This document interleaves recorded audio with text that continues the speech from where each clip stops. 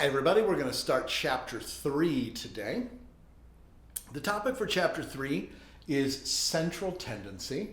We talked about it at the end of chapter 2 a little bit. We said that when we're evaluating different graphs, that one of the things that we can try to determine about our data is its central tendency.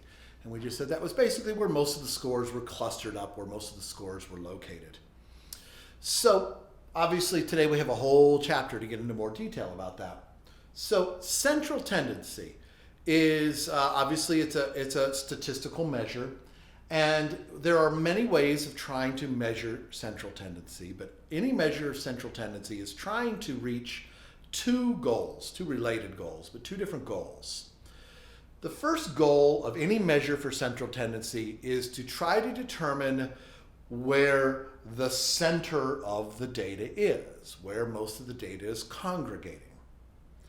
The second goal for any measure of central tendency is that it should provide us with a value that best represents the entire set of data.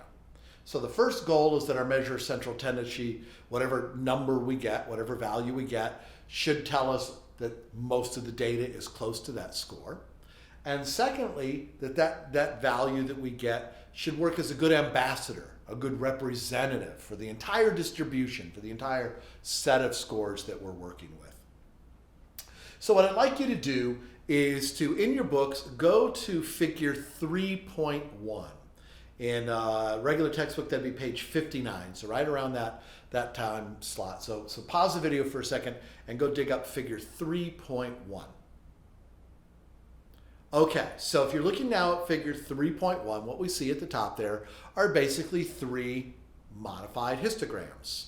Why do we know they're modified histograms? Well, the authors put a frequency axis on there, but there's no numbers on it, right? It's stacking blocks. So let's look at A, the modified histogram for section A.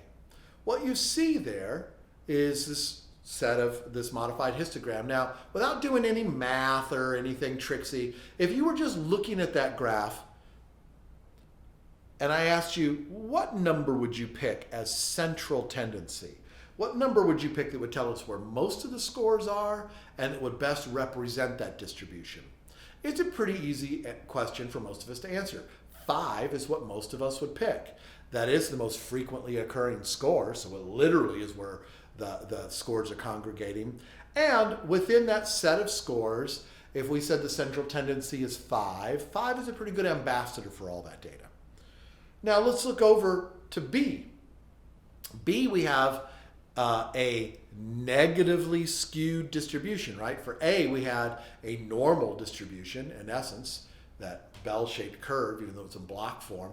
In B, we've got that tail. It's lopsided, and that tail sticking out. And that tail is sticking out towards negative numbers, right? So it's negatively skewed. Anyway, that's a little review for you. So if we did the same thing, if we're looking at the graph for the modified histogram for B, and I said, hey, pick a number that you think would be a good number for central tendency, a lot of students would pick an 8 because that's the most frequent score. I'd be inclined to pick closer to a 7.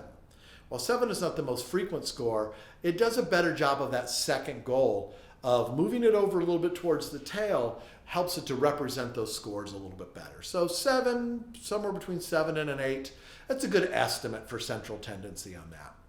Now, one more time, let's look at the graph for C. And here we want to know, again, what number would you pick? Well, now we've got a problem, right? Any one number you pick is going to fail. It's not going to meet the goal. So, I mean, if you pick a 2, it does a great job of describing the distribution on the left side, but totally ignores that set of blocks on the right. Likewise, if you pick an 8, it does the opposite problem. So, well, let's pick something in the middle. Pick 5. Well, 5 hits the second goal in a sense of kind of trying to bridge both of those, but it doesn't tell us where most of the data is. None of the data is there. So this is why we have different ways of determining central tendency, because it depends on what kind of data we have. So we've got 3 versions here. And most of you are familiar with most of these, at least most students historically have been. We will talk about the mean, which is the term that statisticians use for an average. we will talk about the median, and we will talk about the mode. So those are our three different tools for measuring central tendency that we are going to use in this chapter. And we will start with the mean, and we'll start that with a fresh video clip coming up right now.